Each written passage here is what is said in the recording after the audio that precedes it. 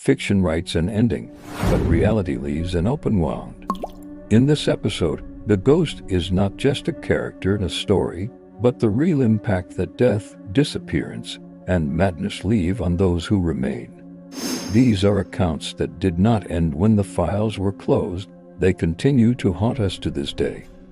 Story 1. The Zodiac Killer. In the late 1960s, the streets of Northern California lived under an unprecedented terror. The killer wasn't hiding in the shadows, he was boasting about his crimes. He called himself the Zodiac.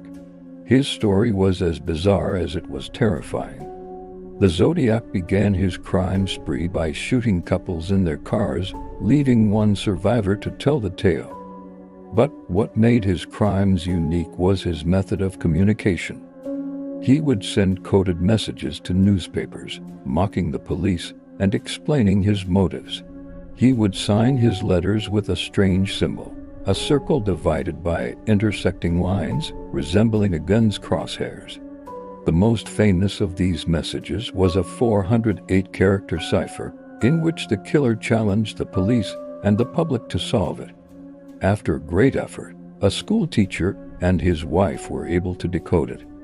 The message read, "I like killing people because it is so much fun. It is more fun than killing wild game in the forest." Whenever the police tried to get closer, he would send more threats and encrypted messages, announcing his next crime. His letters would suddenly stop and then reappear, making detectives believe that he lived among them. Watching them and enjoying the game, the greatest horror of the Zodiac case is that it was never solved. His identity remains unknown to this day, and decades later, the ghost of this unknown killer still haunts California and everyone who follows the story.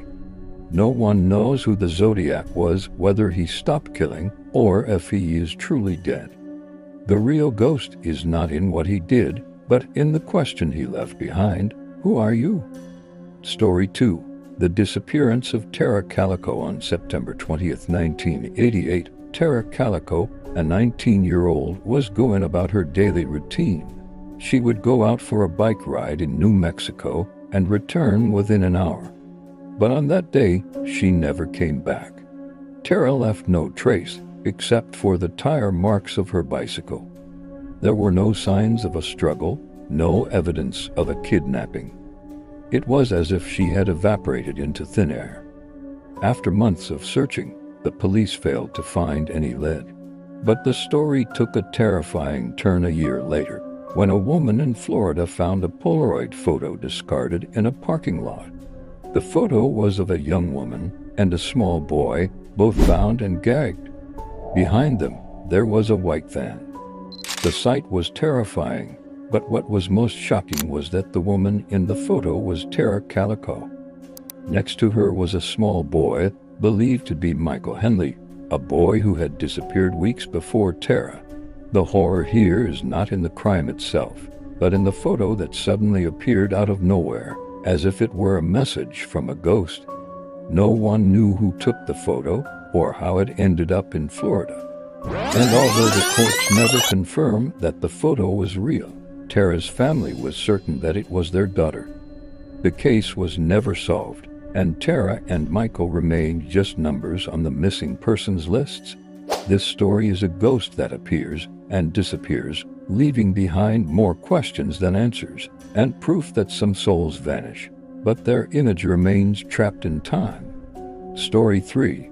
The suicide of Elena Santos. Elena Santos was a rising star in the world of social media, with thousands of followers and a seemingly perfect life on camera. She would smile, dance, and share the details of her daily life. But behind all that, there was something dark.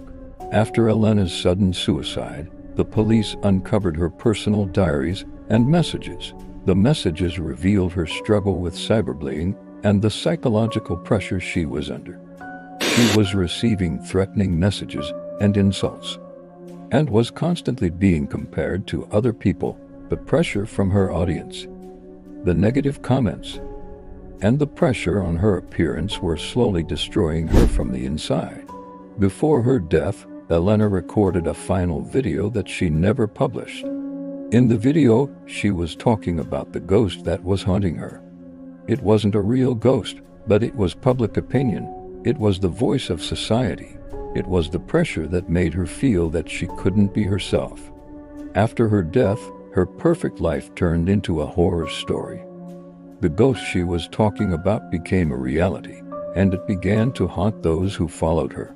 This story is a painful reminder that what we see on screen is not always the truth, and that the real horror is not in the darkness, but in the comments we write, and in the words we say, which can kill in silence. Story 4. The Mind of Jeffrey Dahmer. Jeffrey Dahmer was one of the most heinous serial killers in history. But his story is not just about his crimes, but about the madness that led him to them.